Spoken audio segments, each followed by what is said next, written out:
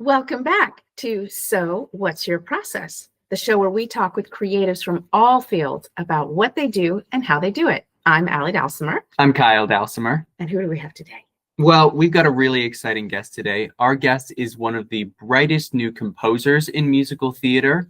His work has been performed by Broadway stars at Tony Award-winning venues like 54 Below and across the country. He is also an accomplished actor who has performed at some of the nation's most beloved houses. Please welcome to the show, my friend and yours, it's Danny Feldman. Hey, how you doing? Hey, Danny, welcome to the show. We're so glad you're here. So happy to be here. Thanks for having me. Yeah, we're super excited to have you. I want to jump right in. And, you wanted to be an actor, obviously, for a long time, but the composing came a little bit after the acting. And you once told me years and years ago the story of sort of how you found yourself in composing. And I'm wondering if you can tell that story now. Yeah, oh, absolutely. So shout out to my mentor, Ben Kaplan. I used to go to Frenchwood's Festival for the Performing Arts. If you are below 18 and you don't know what that is, check it out. It's an awesome summer camp that brings in industry professionals to train you for musical theater. They have some awesome scholarship opportunities as well. But anywho, I met Ben Kaplan there, who was a freelance music director at the time. And he was in the midst of producing cabarets at 54 Below. And like any kid who grew up in the 2010s, I wanted nothing more than to have a video of myself singing in that basement in Midtown. He said something along the lines of, oh, I'm looking to produce new works, get some more concerts on the calendar. And my wheels started turning and I wrote a bunch of songs, which is a random fact because I didn't really know how to write a song. I had taken music theory in high school, and I kind of was just guessing my way through it. And I had a bunch of songs. I got my friends to sing them, and I played them all for him. And I said, can we do this in concert at 54 Below? And he said, sure, we could, but I think all of these songs are about one thing, so you might as well make it a musical and then get back to me. Oh my gosh. And when you're 16, you're invincible. I was like, oh, sure, I could do that. And I'm so lucky that we were both in that place at that time, and he pushed me like that. And he often says to me that he didn't think I'd actually do it. He was never planning on producing it, but then I did it, so he had no choice. And so, yeah, when I was 17, we did one evening of performances at 54 Below with some awesome people. Ali Trim was in it, Michael Lors, and the rest is history. I've been bit by the bug ever since. It's a much different high than performing. Both highs are very exciting, but being responsible for everything and writing the jokes for other people to land in ways that you maybe couldn't land yourself is very fulfilling. I love it. I love that story. That's a wonderful story. I love that. Yeah. And so I'm really, really curious then, because you just touched on it a little bit. You are a composer and a performer, and you talked about how those highs are a little bit different, but I'm really curious about how your process is different between, because at the end of the day, it is taking on text, taking on a story, but in one of them, you're creating that story, and in the other one, you're performing someone else's work. How do you approach those differently? Interesting. For performing, it's very interesting because you have given guidelines. You can do as much research as you want as to where they're living, what their economic background is, where they come from before this, and kind of put all of that work into preparing yourself for the role, whether it's in a principal or even in the ensemble. For writing, it's completely different because you have to make all those given circumstances up, and you have to assume that anything you don't make up, the actor will choose. And for a control freak like me, you don't. You want to make sure it's all prescribed, and there's room for interpretation, but there's no room for interpretation that you don't want. And so when I'm writing, I don't like to start writing anything until I have all those details. Even if they don't come up in the writing, I like to know where they work, how long they've been at their job, do they like their job, what their family's like, do they have a good relationship, just so if I need to pull from it, I don't have to then go back and see if that all works. I just like to know those answers. Whereas with performing, to go back, you can kind of figure out where you are and then check and see, is this supported by the text? Is this not? So it's kind of a balance of set guidelines and creating the set guidelines. That's fascinating. That's like writing a book. Mhm. Or it's actually like you were talking about your process with acting, where you Mhm. know all these things, and it's the tip of the iceberg that gets shown. Yeah. But like the vast majority of that's so interesting. So that actually makes me think of two different questions. And the first one is, when you're collaborating with whoever is working with your music, your actors, your singers, your whatever, how do you make sure that you maintain your artistic integrity while still allowing them to bring their own, their own vision or spin on it, or, flavor? Yeah. So for me, I haven't had anything produced on Broadway. I haven't had a major cast recording. And the beauty of that right now is that nothing is set in stone. I'm not super stressed about, you have to do it this way because this is how it will live forever, because it's not. And hopefully all my projects will one day get to a point where it's recorded and that's how people will know it. But right now it's the most exciting, you when you write, and I know you wrote a book, you write it alone and it's 3 a.m. and you're rewriting and seeing if it works in your head. And then it's completely different when other people read it. And so I really do enjoy when people bring their own selves to the table and add things in. And people always say, you're going to credit me for that, right? But but as far as, I do like to make sure I have some questions answered, so all of a sudden they're not throwing in a Southern accent that I didn't want. Have you ever had someone interpret something or change something that actually did not align with your original intent, but then you're like, oh my gosh, that's actually really good? Have you ever had that? Or have you always been like, no, I know best? I definitely don't always know best. The most recent thing I can think of is I was commissioned to write an adaptation of Aesop's The Boy Who Cried Wolf, which opened at Arizona Broadway Theater in May. And that was directed by the incredible Lindsay Foreman, who is based in Arizona. And there's a section of the show, the very first section, where you see the lead character start to write his first story. And in the show, he kind of has a difficulty differentiating what's lying and what is storytelling. And that's the question of the show, kind of asks, what is lying and what is storytelling?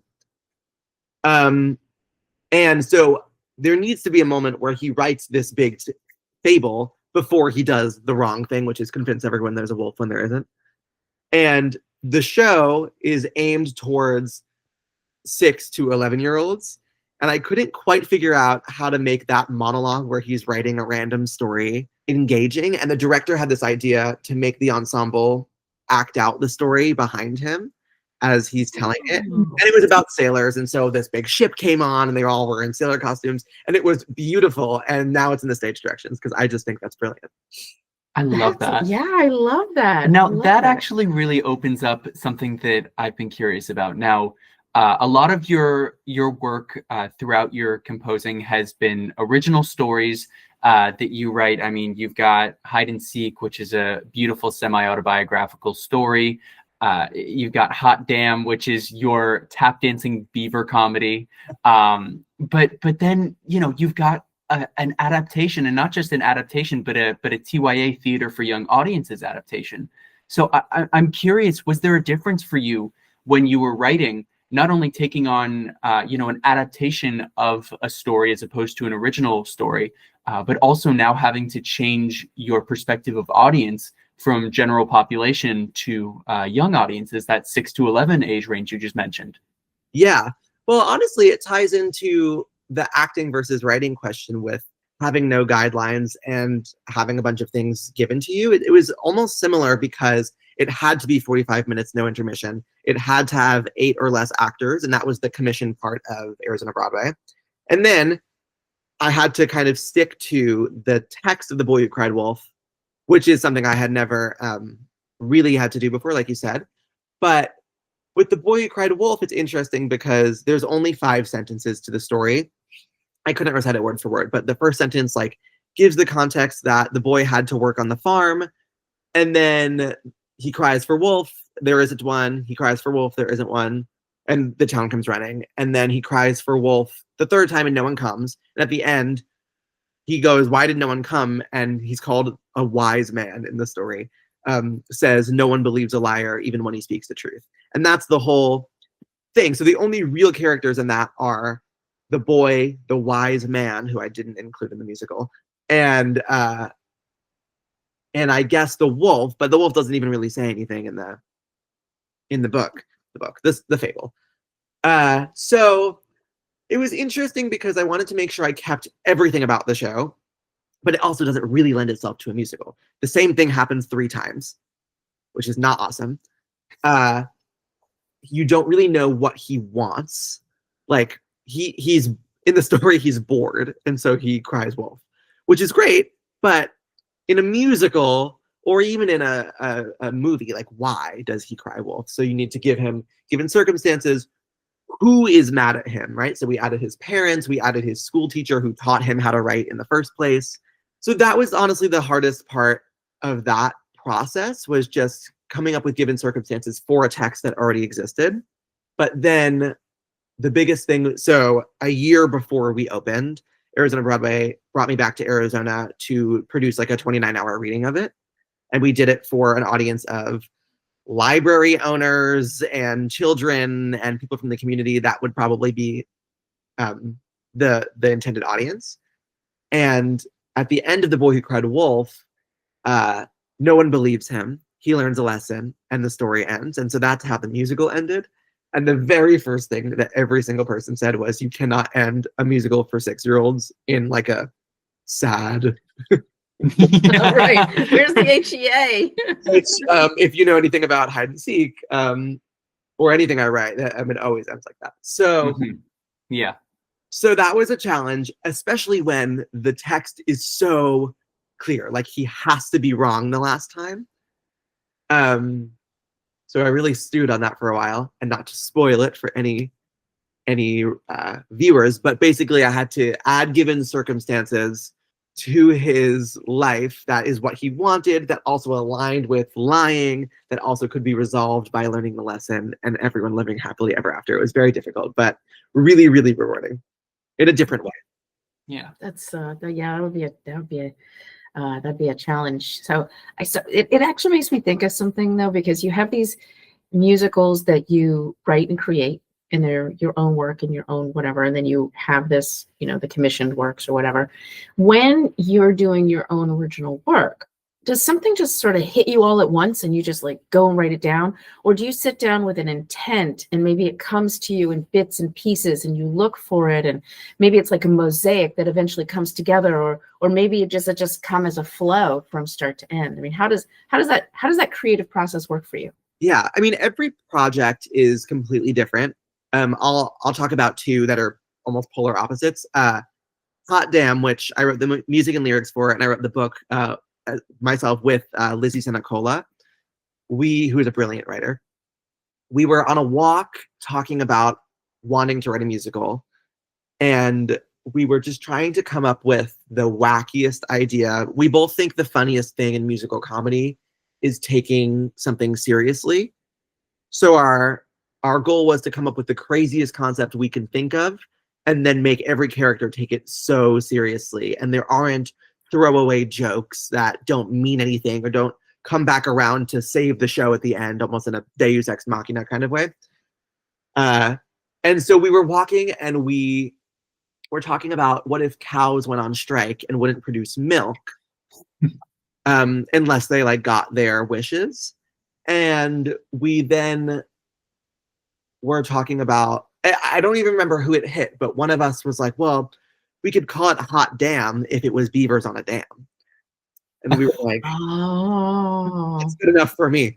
I don't need to know anything else about that. So we ran to a computer. We were nowhere near a computer. We ran to a computer and just started jotting down anything we can think of that would be what would happen if beavers went on strike.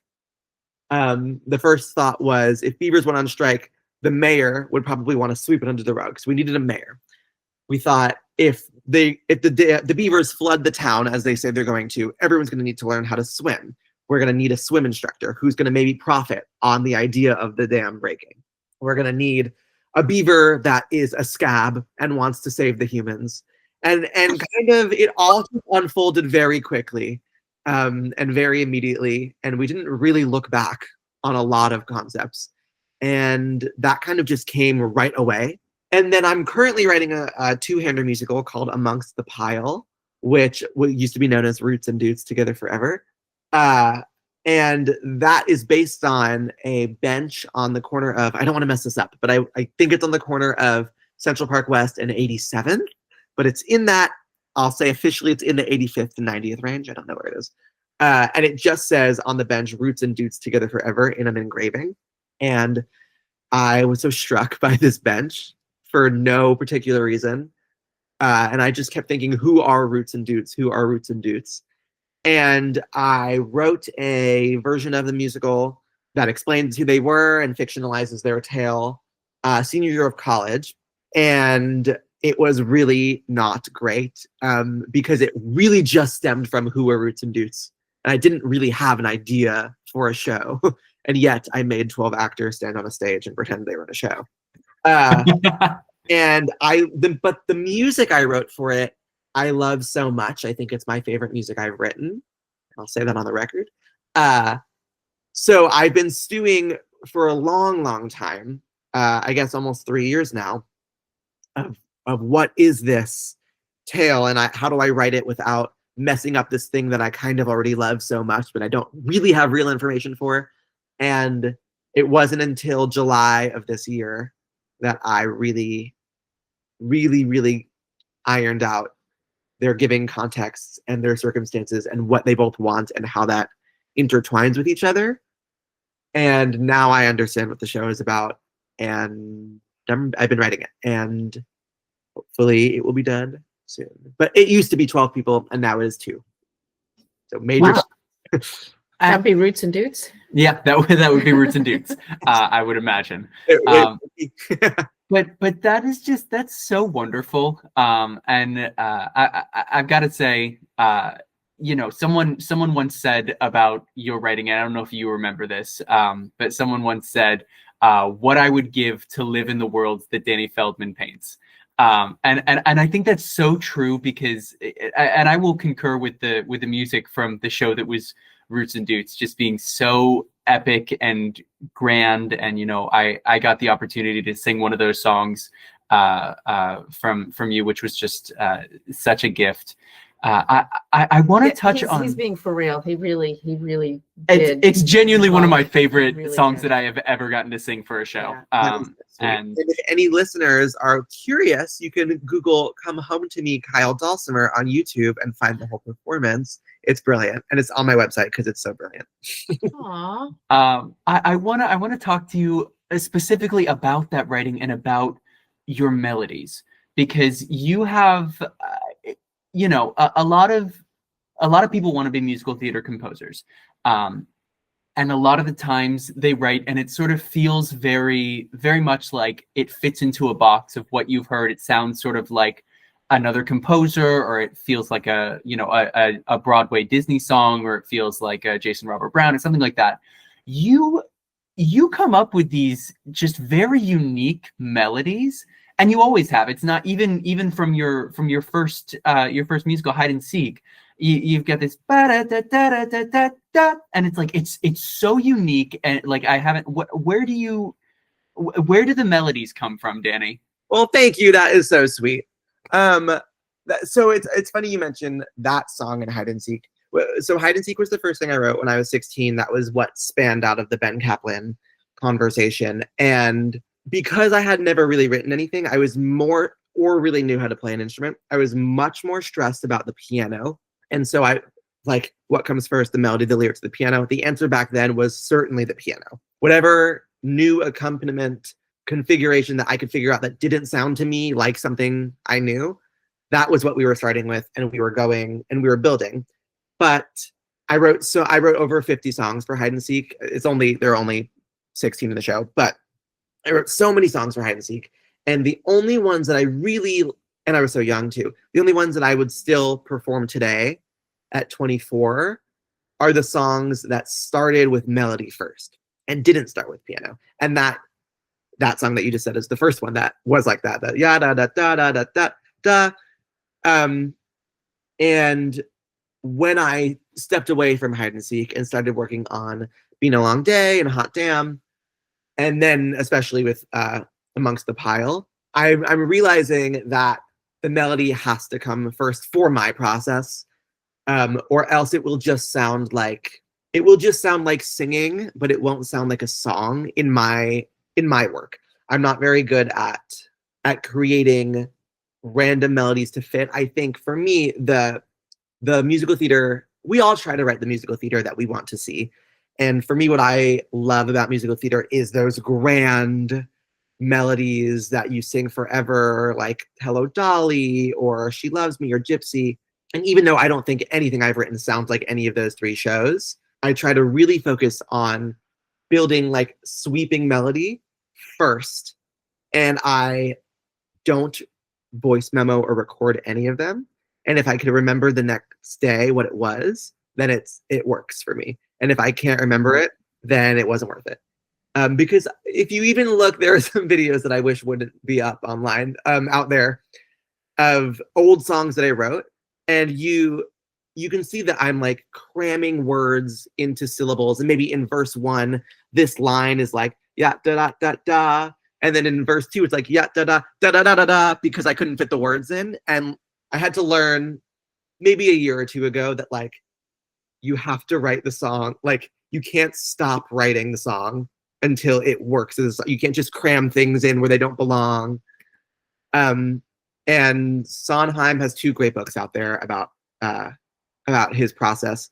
And in one of them, he says something along the lines of, in reference to half rhymes, so words that don't rhyme, like court and caught don't rhyme, is my favorite example. He says there are so many words in the English language, you can't be lazy and just not find 2 that rhyme. I'm paraphrasing. He says it much more eloquently than I ever could.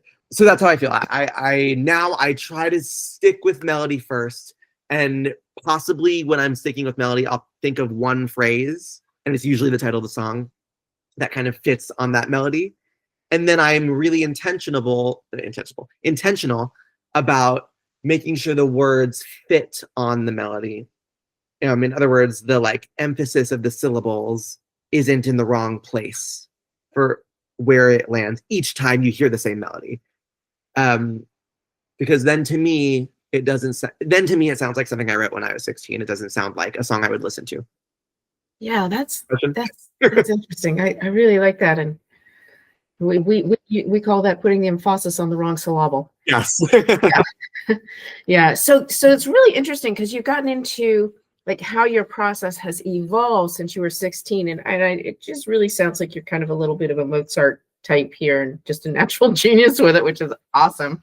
But you're learning and you're growing and you're taking, and, are there other lessons that you've learned, or is there a way you used to do things when you first started that you used to really believe in, but have come to realize that, no, that's not just, it's not going to work beyond, not being lazy with the rhyming? Yeah.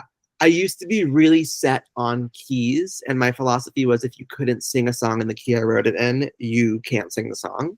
I was 16, that was like a big deal. And as Kyle knows, some of my songs are physically impossible. And maybe once I got into my 20s, I learned that that's not true. And I've actually learned that I don't want to hear you try to sing the song in the key I wrote it in, unless like that's where it sits in your voice. Now I'm of the camp that it needs to sound where I want it to in the voice. In other words, if the character, for me, musical theater is very, the rules are meant to be broken, but a lot of times rules are rules. And the character sings in the highest part of their range at the peak of their emotion in this show. So like, usually that shouldn't be more than once or twice, right? Because they can't always be at the peak of their emotion, unless you're doing a show like Dear Evan Hansen, where he's so emotionally all over the place. But in most cases, there's like the aha moment or the moment where they devise a plan that's going to change their life. And that's when they kind of sing their top note. And when we were doing The Boy Who Cried Wolf, it came up because they were discussing whether or not they wanted the lead of the show, who was the only kid character in the show, to be an adult playing a kid or a kid. And I didn't really care either way, but I noted that we would have to change keys because where a high note is for a 24-year-old actor is not where a high note is for an 11-year-old boy. And that's all fine, but we'd have to change the key. And I'm fine with that. I prefer I prefer it sits where I want it to sit in your voice rather than where I think it should sit generally on the piano for no actual reason. So that's a lesson I learned. I think there's also a very big difference in writing for a character and writing for a specific performer, which I've done quite a bit. In Hot Damn specifically, we had a set number of songs for a set number of characters. And then when we did this sort of insane concert in 2023, we got all of these like awesome Broadway performers to sing the songs that like only had one line in a group number. And I was like, well, I can't have Kara Lindsay singing one line in a group. Like that just doesn't make sense. So I began to write a lot of songs for people after they were cast. And I did the same thing for Beth Level a few years back. And it's very different because now you're taking someone's instrument and you know what you can find out all this information online with their recordings of what their strengths and their weaknesses are, what their top and their bottom notes are, if they're more of a soprano or more of a belter or more both. And I've learned to lean into that rather than being so true to the character sometimes, because you can find a reason for every character to sing at a certain part of the scale or in their head voice, And for Kara Lindsay, I love her soprano so much. So it only made the most sense to give her a gorgeous ballad to sing at the end of the play, rather than giving her, I don't know, like a disco number, which I'm sure, I don't want, on record, I'm saying Kara Lindsay would be a great disco performer. I really did want to hear her sing that gorgeous soprano ballad. And it was really fun, along with Lizzie, the book writer, kind of figuring out where in context that kind of song for that character would go. And it really did change the plot for the better. And now when we give out the rights to other theaters, we include that song because we love where that journey took us. So that actually makes me think of something else, though, which has to do with your motivation. Because, I mean, obviously, if you're commissioned for a piece, your motivation is you need to write the piece because you've been paid to do it. And when you're, walking in the woods and deciding you want to do a song about, beaver dams and make people laugh, but that's not really what I mean by motivation. When you're writing and creating, mm-hmm. What do you hope the audience will feel? I mean, do you write in terms of you wanting to express the character's emotion or the lesson or whatever, or do you think more about the perception and how audiences will receive that information? So it's interesting. I definitely do a bit of both. When I'm starting a song, I'll always write the first draft from the character intention. I always want to see where they start, where they end, and how do we get there over the course of a song. And I'm also really big on not writing plot in songs. Like if it could be a scene in a play, I usually won't write it as a song, because I think, unless it's supposed to be like a flashy production number, because I think the point of songs in musicals is to kind of give the same thing as an inner monologue would in a play.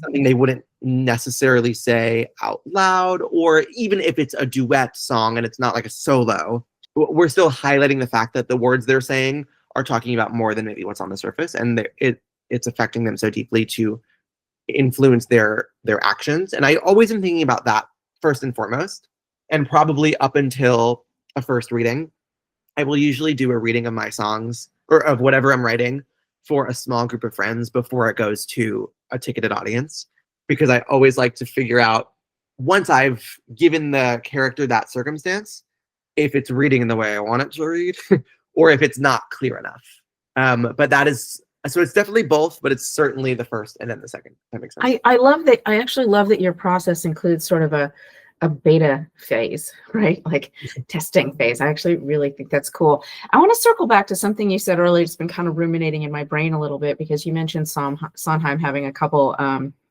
books out about the process for musical writing stuff. And you also mentioned having this mentor in camp who actually launched you into this and stuff. And so I'm wondering, are there people in the creative sphere who are not involved in musical theater or music, but maybe they're a painter or a photographer or a filmmaker or a dancer who have influenced your creative process in some way or your vision? Is it crazy to say no? I don't know. Is there someone who's not involved with theater? Because there certainly are actors and like television performers that influence my writing. But I don't know if there's someone outside of the arts, or not outside of the arts, but Still outside. in the arts, just not necessarily within musical theater Yeah. per se, like a photograph by Ansel Adams or something. I mean, certainly the Roots and Doots bench, for whatever reason, spoke volumes to me. And I would say in a lot of my comedy, Bob Fosse's choreography is really important to my process. I think most of the circumstances that I've created alongside Lizzie Senecola are funniest in like Fosse Blacks and smoking a cigar. And I truly couldn't tell you what about that is true, but it's just it's like a noble truth to me. I love that. Bob That's Fosse. awesome. That's actually really eloquent. Yeah, that's really interesting. Yeah, using Fosse in like Beaver context is like the funniest thing I've ever. Oh, it's hilarious. And I was in the audience of the 2023 concert of Hot Damn, and I completely I have to concur with that. I wanna shift gears a little bit. As we've touched on, you are also a performer. Mhm. I'm curious about sort of a twofold thing here. Firstly, has being a composer impacted how you approach your acting Mhm. in musical theater? And also, do you feel like your work as a composer has impacted how maybe how casting and how the theater world as a whole sees you in the side of you that is the performer? Yeah, well, I'll answer the second one first because it's a little more cut and dry. Being behind the table for a lot of the things I've written has made auditioning as an actor so much less stressful because I know it. No one wants to hear this, and I certainly don't want to hear this either. But it really, most of the time, isn't about you. Like if you have trained and you're at the top of your game and you give a performance that in the audition room that you know is an A+ performance, you're probably right. And you might just literally not be tall enough, or you might not have the name that's going to sell the tickets, or you might be reading perfectly for the character, but the character you're reading for is the younger sister, and the person we've already cast as the older sister reads younger than you. And it just truly so often isn't about you. And it's just more about if you fit the puzzle, which we've all heard a million times, but being behind the table as a writer has really confirmed that for me. And the other truth is sometimes it's clear as a writer, it's more clear that there are limited spots, much more limited spots than you think. Even if you think, oh, it says all roles are open, and that means and there are 6 male roles, so I have 6 chances to be in the show. It's really not necessarily true because, yes, but maybe the director has someone that non-negotiable they want in the show already before anyone auditions. So that's now 5 slots. And maybe the work has already been developed in 2 other cities and it's not cast, but it is cast. And so now there's only 3 spots left. And of those 3 spots, one of them is a bass and you're a tenor. So now there's only 2 spots. It's really not as cut and dry as you think. And that has given me a lot of relief going into the audition room because all I know I need to do is like go in, do my best work, and then forget about it, because it actually isn't like, oh my God, that casting director hates me, they never cast me. If they keep calling you in, they probably are trying really hard to fit you into something. And it just hasn't worked out yet. And that's been super peaceful for me recently. Yeah. That's a great bit of advice for young actors. It really is. It really is. And that's gold. I felt the exact same thing when I was casting my film. It was the exact same realization of so many talented people. And it's just like, did you fit the puzzle? Yeah. And even like sometimes we all talk and you'll be like, I auditioned for this. Like, how come this person is in this and I'm not, even though we're both the same height and the same whatever. And it's truly like sometimes someone has come in for you 10 times and you've given them a callback every time because you want, and they just haven't fit. And now it's like, okay, this is their time. Like I almost owe this person this, like it truly, it's so external. It has nothing to do with you. Yeah, I think that is super, super important for people to hear, and important for you now as an actor to sit back and relax in that way, and know that so much is out of your control. Which I guess leads me to the question of how do you continue to motivate yourself when knowing that so much is out of your control? Well, it makes it a lot less stressful. So I rather enjoy auditioning. I don't know if that's a hot take or not, but I'm not in college anymore. I don't have, I take my dance classes, I do all my things, but I don't have so many opportunities to kind of give myself a teaching moment. And auditions really are you just have to go in and do your best, because like if you come in and you are the right person for the job, the people behind the table want nothing more than you just to do exactly your best. Like, so everyone's rooting for you, especially if you're just right for it. And so I love auditioning. I audition honestly more than I should. Sometimes I audition for things I know I'm wrong for, just because it's a chance to sing a cut I haven't maybe practiced yet. I love that you said that. That's an interesting I perspective. really love that. You should start going in for things you're not good for. Yeah. Well, no, I was gonna say, I was like, I do the same thing, and it's such a joy. And I always tell people that, getting to audition is like getting to do a show in front of a table, an audience of 1, 2, 3, 4 people. And in this industry, there are often long spells of not having a show and not working. And you've worked fairly regularly, but sometimes we've got a 6-month and 8-month span where we don't work, and that audition is our chance to perform. Yeah. And it also, like, then the things you really, really want, like, I'll go on record. I will go on record and say to C12 casting that I would love to be in the Book of Mormon. But it does make things less stressful, because when you're auditioning so much, rather than only going in for things you're perfect for, the individual auditions matter less. And then I think I'm more relaxed for things that I really want. That's fascinating. I really like that perspective. Yeah, the thing is, I really want Kyle to be in Book of Mormon too. So I'm just going to manifest that the two of you are in the show together. Let's do it. Well, 2026, C12, get on it. Yes. Yes, C12. I like to say anytime I'm in public, C12, I'd like to be in Book of Mormon. Okay. Listen, I actually want to switch back to your composing, because for me, that's something I just know so little about. But, I'm wondering, here you've got music that comes to you and whatever, but is there ever a piece of music or a song or a lyric that comes into your mind, someone else has written, that you find motivates you or help ground you, or maybe that brings you, I don't know, to some point? Oh, all the time.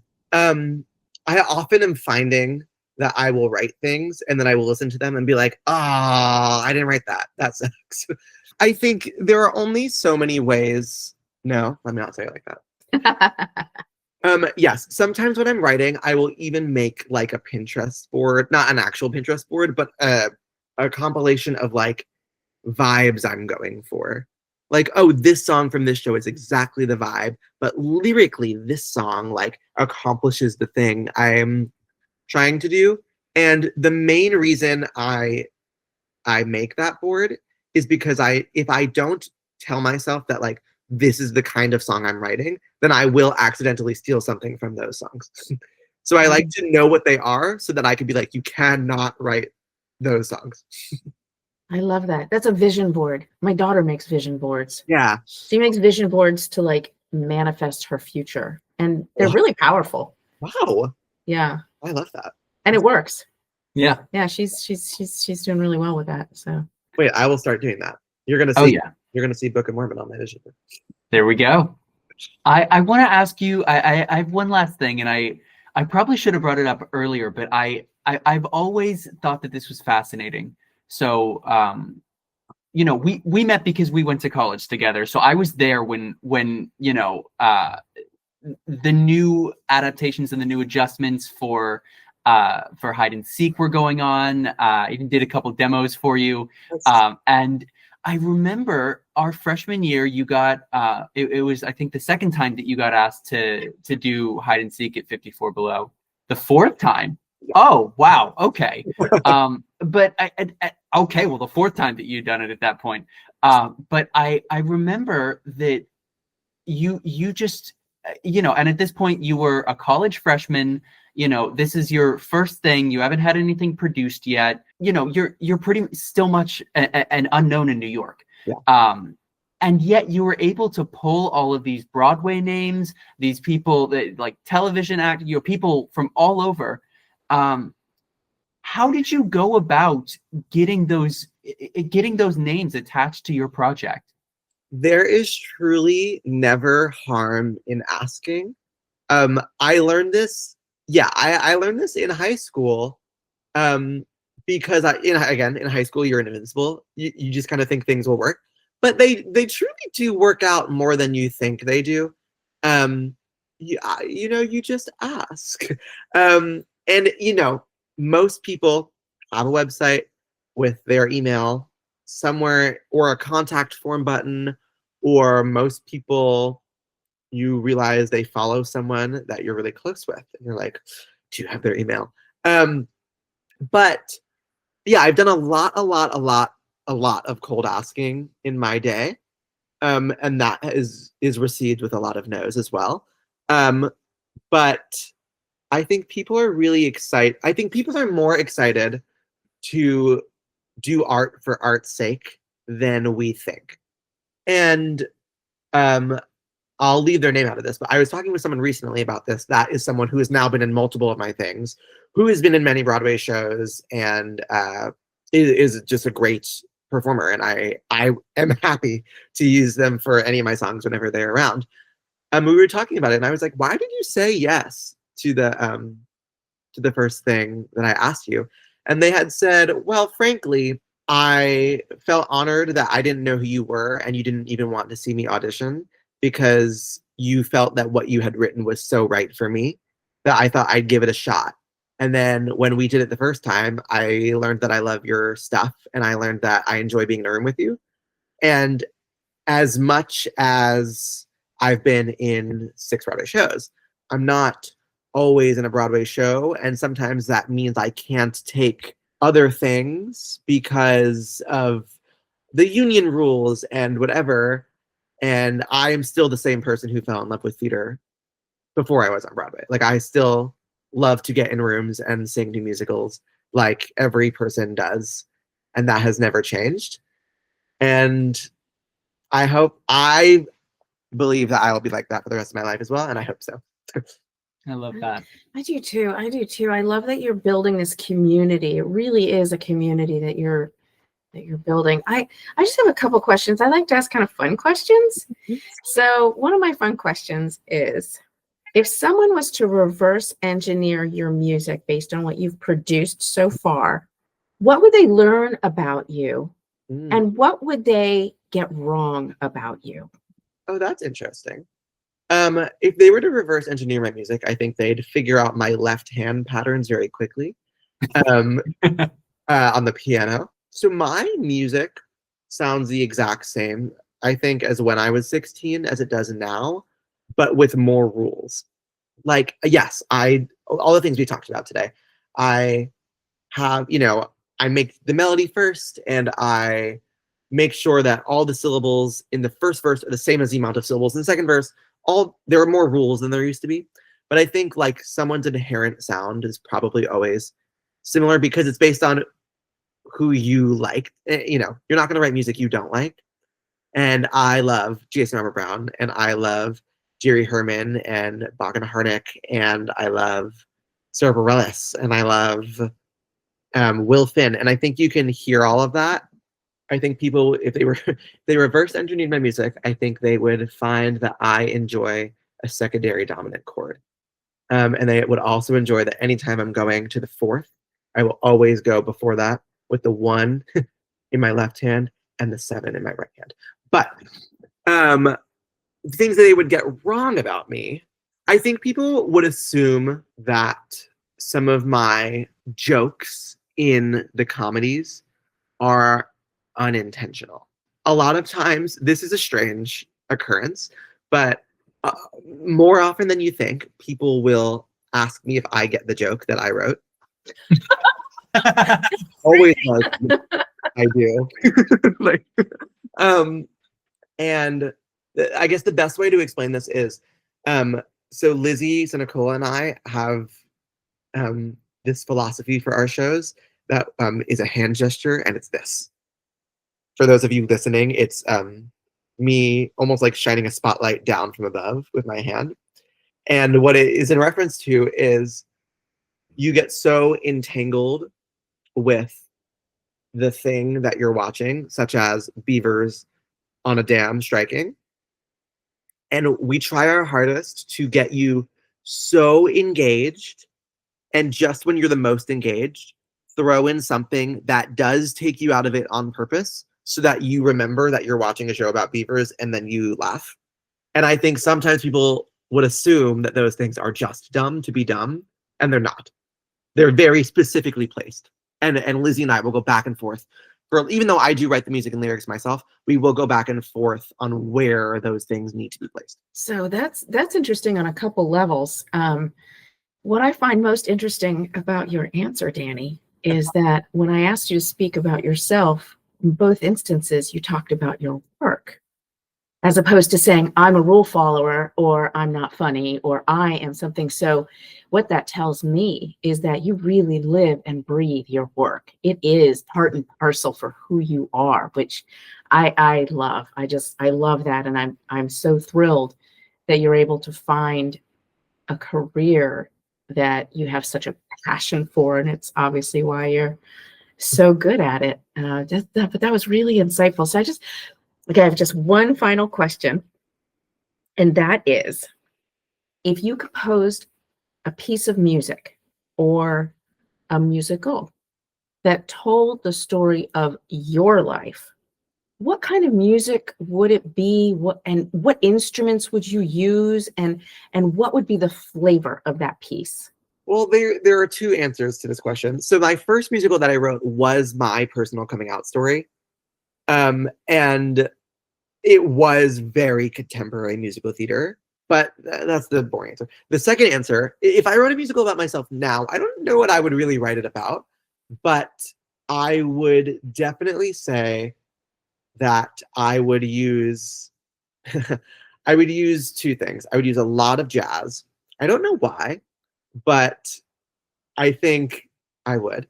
And I also think, more specifically, I would use songs that are reminiscent of Golden Age. I cannot write a Golden Age song by definition because Golden Age literally means pre-65. But I think in my life and in my work, but I think those two things are very, as you said, related. I love musical theater because it gives us the ability to look at things through rose-colored glasses, and it gives us these like soaring melodies, even if that's not necessarily how Put On Your Sunday Clothes from Hello Dolly.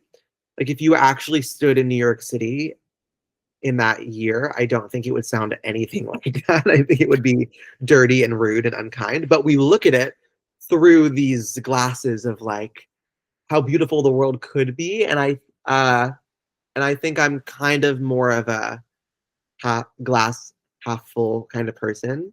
well, even when I email random strangers and ask them to sing I'm like, well, they'll say yes, even though most of the time they won't.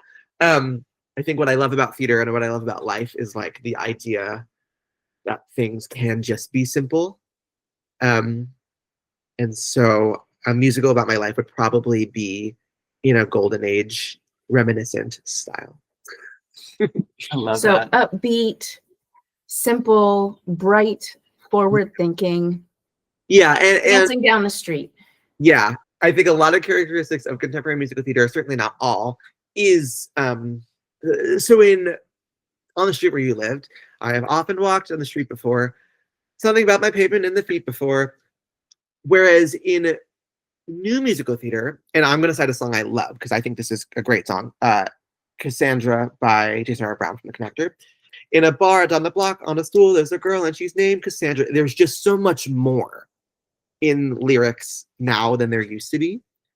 And I think that if I wrote a show about my life, it would be more plain and simple, which is not really right. It's how if I wrote about my life. That's beautiful. No, I think that fits. I mean, you're kind of a WYSIWYG, so I love that. Yeah. And I think that it kind of it kind of opens up and breaks down your process, which is at its core, I think, going back to some of the things you said before, is creativity with personally set rules. You've got you've got so much, like these grand ideas and all these different things, from the silliest of concepts with your tap dancing beavers to a personal, like your personal story, to all these different things, and there's so much range, but it's all confined within your personal structure and the rules that you have set for yourself. Hey, thanks. I appreciate it. I feel like the process is the person.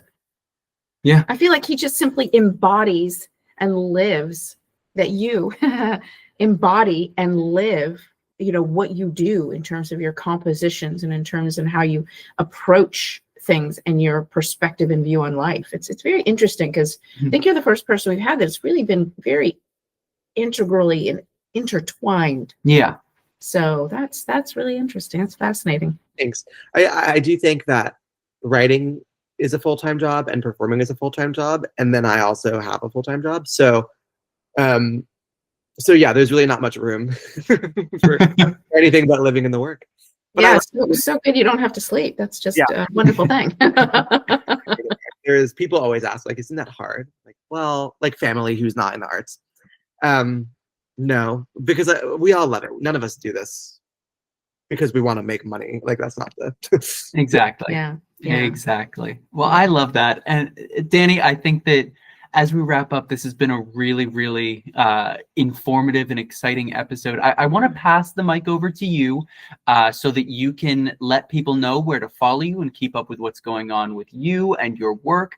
Also, let folks know about any upcoming projects. I know you've got something exciting going on right around now. Yeah.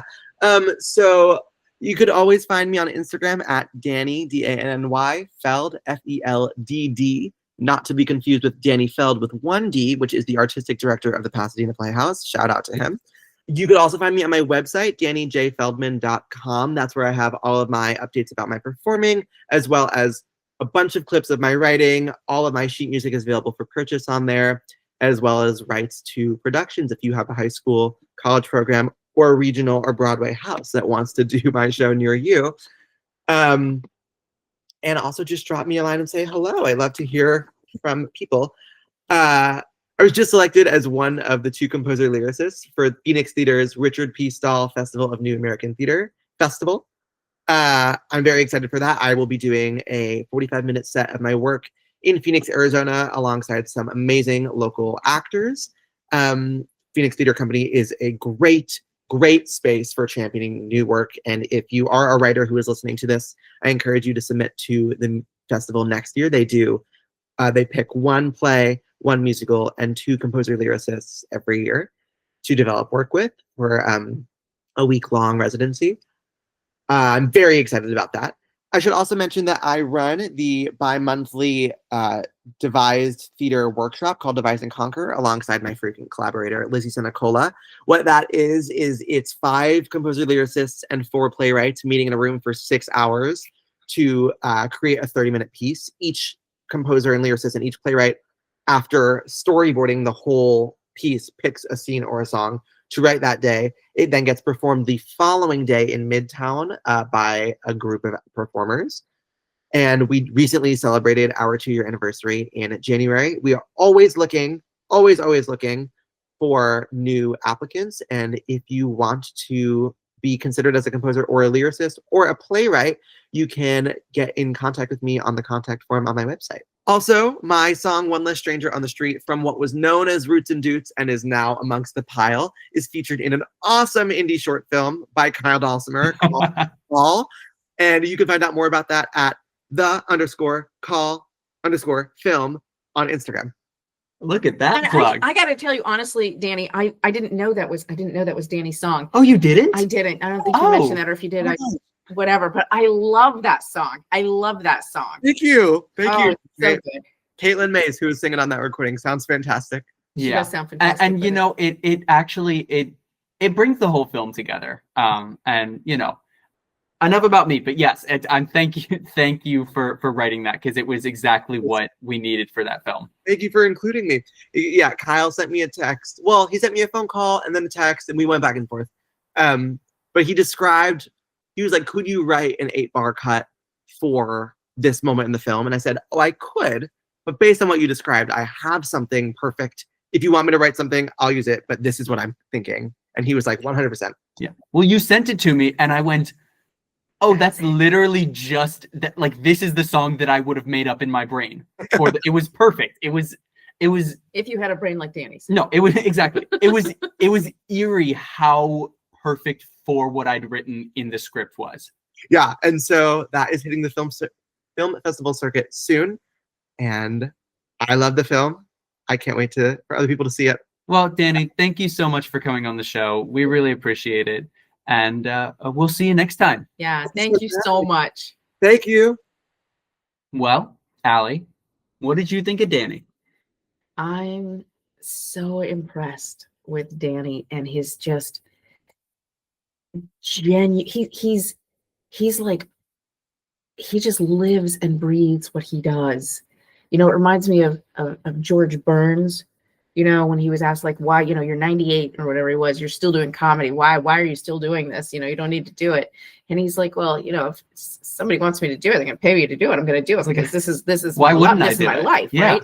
And I feel like he's one of those. He's, you know, he truly embodies what he does and he loves it. And it's so rare for people to find their true passion. And I loved that he was like, you know, something about you. And it was all about, well, this is my left hand does, and this is, you know, and I was like, it's all about his work. It's all about the work. It's just who he is. And I love that he goes in for audition. He's like, well, I don't have any chance of getting this role, but you know, I'd like to perform. So let me just go and audition. Let me try out this song. Let's see how this works. I wrote this song. I wonder if anybody will like it. Let me just sing it.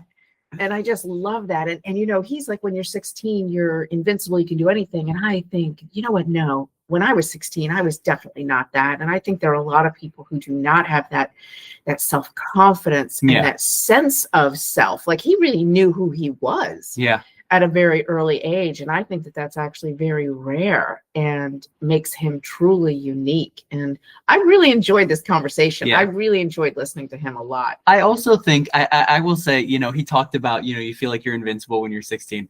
I still feel like Danny Feldman is invincible at 24 years old. That man can do no wrong in my eyes. He is, not only is he one of the most talented people that I've had the privilege of knowing in this industry, and have had the privilege of calling a friend for the last 5-6 years. Oh, I'm getting old. You're both in your mid-20s. You're like a quarter of the way into life, so you got plenty to do. But he's also just one of the most genuinely wonderful human beings.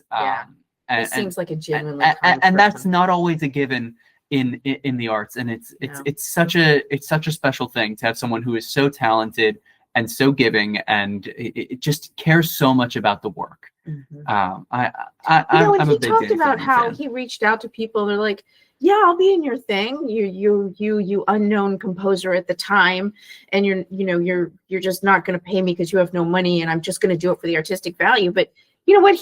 That's what he does too. Yeah. He also does that. He's like, sure, I can write this song for you. Sure, I can give you this cut. Sure, I can do this, because he really is, he really is part of a community that he is helping build. Yeah. And I know that you also are sort of building this community, and you're with each other in this community. And I love that. I love that for both of you and for everybody who's within that, because the entertainment industry is incredibly hard. His mention of, you go in and there's 6 roles available, but actually, oh, okay, when you get right down to it, there's really only 2. And there are 1,000 people auditioning.